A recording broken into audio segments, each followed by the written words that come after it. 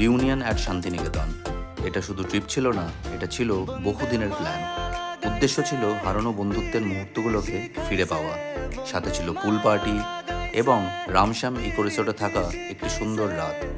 এই উদ্যোগে সামিল ছিলাম আমি, সুতনু ব্যানার্জি, আমার স্ত্রী অন্বেষা, আমাদের টিম ক্যাপ্টেন শতায়ু, তার স্ত্রী সায়ন্তনী, আমাদের লজিক ভাই দেবাঞ্জন, তার স্ত্রী Rimi, most eligible bachelor Naihati, the allrounder Shagun, ভবগুড়ে প্রীতম দে এবং তার স্ত্রী প্রিয়শ্রী।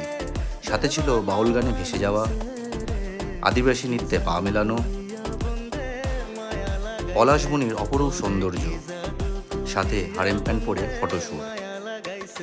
প্রচুর আড্ডার সাথে ছিল গরম চা, কচিকাচাদের নিয়ে উল্লাস এবং সবথেকে গুরুত্বপূর্ণ পকেট ফাঁকা করা শপিং।